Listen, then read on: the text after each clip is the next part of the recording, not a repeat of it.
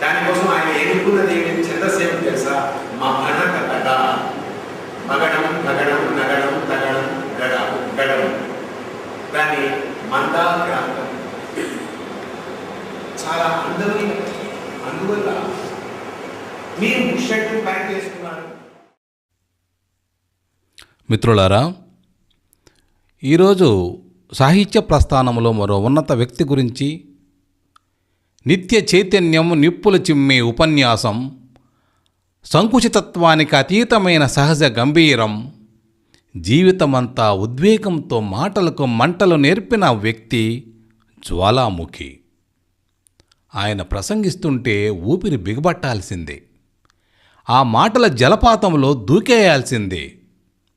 దిగంబర కవిగా, విప్లవ కవిగా, కథకుడిగా, నవలాకారుడిగా, విమర్శకుడిగా, అనువాదకుడిగా ప్రసిద్ధుడైన ఆ అక్షర యోధుడు 15 ఏళ్ల క్రితం శాశ్వత నిద్రలోకి జారే ముందు ప్రజల కోసం ఎన్ని నిద్రలేని రాత్రులు గడిపారో, మనుషులపైన అచంచల ప్రేమతో జీవించిన జ్వాలాముఖి ఈ లోకం విడిసి నిష్క్రమించి అప్పుడే 1.5 దశాబ్దం గడిచిపోయింది.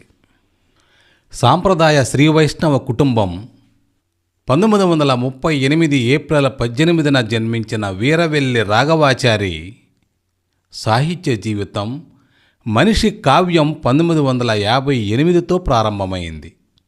స్వీయాత్మక సంస్కరణవాదంతో గీసిన ఆ భావచిత్రంతో అనుభూతుల అంచులను తాకారు.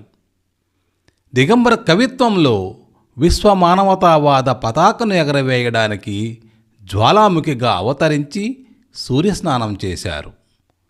ఆ సూర్యస్నానంలోనే కింద పడ్డ నగ్న కళేబరాన్ని ఐరాసాకు యమ్లంగా చేయాలనుంది అన్నాడు. సమాజంలోని కుళ్ళును చూసి మర్యాదలన్నింటినీ పటాపంచలు చేసి ఆవేశంతో విరుచుకుపడ్డాడు. సమస్యలకు లోతులు తీసి సామాన్యుల గొంతుల్లో తోసి కాలాన్ని గాలంగా వాడుకుంటూ నిర్లిప్తతలోనే నిప్పులుగా రాజేస్తూ అనంత అమాయక మానవజాతిని అనాదిగా అధ్వాన్నముగా పరిపాలించి పిడికెడు మేధావులకు పిరమిడ్లు కట్టాలనుంది. స్వార్థపరత్వపు వేశ్యారతిలో ఆనంద పరబ్రహ్మ స్వరూపాన్ని చూస్తూ అసలు కర్తల్ని వదిలేస్తున్నాం, అజ్ఞానపు తిమిరం నమిలేస్తున్నాం అంటూ నిప్పులు కురిపిస్తూ దిగంబర కవి నుండి విప్లవ కవిగా మారిన జ్వాలాముఖి అసలు పేరు ఆకారం వీరవెల్లి రాఘవాచార్య.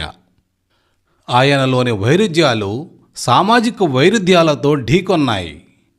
ఓటమి, తిరుగుబాటు ద్వారా నక్సల్బరీని సాక్షాత్కరింపజేశారు.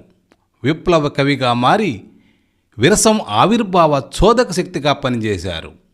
అధ్యాపకుడిగా పాఠాలు చెప్పినా జీవిత పాఠాలు చెప్పడమే ప్రవృత్తిగా స్వీకరించారు. ఉపన్యాసం జ్వాలాముఖికి జీవ లక్షణం. ఆయన పేరులోనే కాదు, ప్రసంగంలోనూ బ్రద్దలవుతున్న అగ్నిపర్వతం కనిపిస్తుంది. ఆ సుదీర్ఘ ధిక్కార స్వరం ఆయన కవిత్వంలోనూ ప్రతిబింబిస్తుంది. సమూహంలో ఉపన్యసించిన, వ్యక్తులతో మాట్లాడినా ఆ వాక్ప్రవాహం తగ్గేది కాదు. కర్ఫ్యూ ఉన్నా ప్రజల్లోకి చొచ్చుకుపోయేవారు. 1975లో ఏర్పడిన విప్లవ రచయితల సంఘం సంస్థాగత కార్యవర్గ సభ్యుడు జ్వాలాముఖి. వారితో విభేదించి రాజీనామా చేశారు. ఆ తర్వాత జనసాహితీ సాంస్కృతిక సమాఖ్య సంస్థాపక సభ్యుడయ్యాడు, కార్యవర్గ సభ్యుడయ్యారు. దిగంబర కవిత్వోద్యమంలోనూ పౌర హక్కుల సంఘంలోనూ క్రియాశీలక పాత్ర నిర్వహించారు. భారత చైనా మిత్రమండలికి కార్యదర్శిగా ఉన్నారు. దిగంబర ధిక్కార సాహిత్యోద్యమం విరసంలో విలీనమైంది. విరసం ఏర్పాటులో క్రియాశీల పాత్ర పోషించారు. తన రచనలతోనూ ఉపన్యాసాలతోనూ ప్రజలను రెచ్చగొడుతున్నారని రాజద్రోహం నేరంపై జ్వాలాముఖి, చెరబండరాజు, నిఖిలేశ్వర్లను పీడీ యాక్ట్ కింద 1971లో కేసులు పెట్టి అరెస్టు చేసి ప్రభుత్వం జైలులో నిర్బంధించింది. జ్వాలాముఖి తన భావజాలంతో వివేదించే వారితో కూడా ఆత్మీయంగా వ్యవహరించేవారు. మనుషుల పట్ల ఎల్లప్పుడూ ప్రేమ, ఆత్మీయత ఆయనలో కనిపించేవి. మనుషులతో ఎంతో హుందాగా ప్రవర్తించి ఆయన సాహిత్యానికి సమాజానికి ఎంతో సేవ చేశారు. జ్వాలాముఖి రాసిన వేలాడిన మందారం ఉరిశిక్షపై వచ్చిన తొలి నవల. అదొక దిగులు దొంతర. శరత్చంద్రుడి జీవిత చరిత్రను కేంద్ర సాహిత్య అకాడమీ కోసం దేశదెమ్మరి ప్రవక్త పేరుతో అనువదించారు. రాంగేయ రాఘవ జీవిత చరిత్రను కూడా అనువదించారు. హత్యలు, ఆత్మహత్యలు వర్గ సమాజం దినచర్యలు అంటూ నిరసించాడు. వర్గాలు లేని మానవ స్వర్గాలను స్వప్నించాడు. కోటి స్వరాలు పోరాడంది ఉన్నత సమాజం ఆవిర్భవించదు, 1,00,000 నక్షత్రాలు రాలంది ఉజ్వల ఉదయం ప్రభవించదని స్పష్టం చేశాడు. కవికి నిజాయితీ చాలా ముఖ్యం.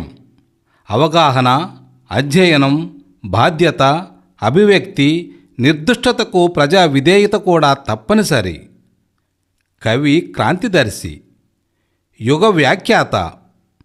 ఒక చైతన్యవంతుడైన కవి సమాజంలో వెలిశాడంటే ప్రత్యామ్నాయ ఆలోచనలకు అంకురార్పణ జరిగినట్లే, తిరుగుబాటుకు ధ్వజారోహణ జరిగినట్లే అని చెప్పి జ్వాలాముఖి తొలి రచన 1956-58 మధ్య రాసిన మనిషి అనే వచన కవిత. జ్వాలాముఖి రచనలు దిగంబర కవులు 3 కవితా సంపుటాలు సంకలనాలు, ఓటమి తిరుగుబాటు కవిత్వం, వేలాడిన మందారం నవల, 1978లో దివిసీమ తుపాను వీభత్సం ఆధారంగా రాసిన పంజరం ఎగిరిపోయింది కథను స్వాతి పత్రిక ఉత్తమ కథగా ఎన్నుకుంది. జ్వాలాముఖి 2 సార్లు చైనా పర్యటించారు. భారత చైనా మిత్రమండలి జాతీయ ఉపాధ్యక్షుడుగా ఉభయ దేశాల మైత్రికి ఎంతో శ్రమించారు. జ్వాలాముఖి రచనలలో భస్మ సింహాసనం అత్యుత్తమ కావ్యం. గోద్రా అనంతర అల్లర్ల సందర్భంగా గుజరాత్లో 2 సార్లు పర్యటించి అక్కడి బాధితులను ఓదార్చి వారిలో ఆత్మస్థైర్యాన్ని నింపారు. అక్కడి దారుణ సంఘటనలను స్వయంగా విని కొన్ని దృశ్యాలను కల్లారా చూసి చెలించిపోయి సుదీర్ఘ కవితను ఎంతో ఉద్వేగంగా 2002లో రాశారు. నమస్తే సదా హత్యలే మాతృభూమి, నిస్సిగ్గుగా దగ్ధభూమి, తెగిపడిన ఆర్తనాదాలు, దయలేని వందే మాతరాలు అంటూ ధర్మాగ్రహాన్ని వ్యక్తం చేశారు. గోద్రా అల్లర్లపై ఎవరో ఇంత నిక్కచ్చిగా ఉద్వేగంగా రాయలేదు. పీడిత జన సుఖాయ ప్రజాస్వామ్య శరణం గచ్చామి, తాడిత జన హితాయ లౌకిక రాజ్యం శరణు గచ్చామి, శోషిత జన శుభాయ సామ్యవాద శరణం గచ్చామి, బాధిత జన మోక్షాయ విప్లవ శరణం గచ్చామి అంటూ ప్రవశించిన విప్లవ స్వాప్నికుడు జ్వాలాముఖి. సూటిగా, స్పష్టంగా, కలంతోనూ గళంతోనూ తన అభిప్రాయాన్ని చెప్పే జ్వాలాముఖి స్త్రీవాదం వచ్చినప్పుడు దాన్ని అంతర్జాతీయ కుట్రగా అభివర్ణించారు. తనకు స్త్రీవాదమన్నా, దళితవాదమన్నా, మైనార్టీవాదమన్నా, చివరకు తెలంగాణ ప్రత్యేక రాష్ట్రమన్నా నచ్చదని, తనకు నచ్చింది నూతన ప్రజాస్వామిక విప్లవాన్ని విరచించే మార్క్సిజం అని చెబుతూ మార్క్సిజాన్ని ఆయుధంగా చేసుకుని రాజీ లేని పోరాటం సాగించిన జ్వాలాముఖి 1938 జూలై 7న నిజాం రాజ్య రాజధాని హైదరాబాద్ నగరంలో జన్మించారు. జ్వాలాముఖి తన రచనలకు గాను సాహిత్య సేవకు గుర్తింపుగా గుంటూరు భారతీయ రచయితల పురస్కారం, ఝాన్సీ హేతువాద మెమోరియల్ అవార్డు, దాశరథి రంగాచార్య పురస్కారం మొదలవి అందుకున్నారు.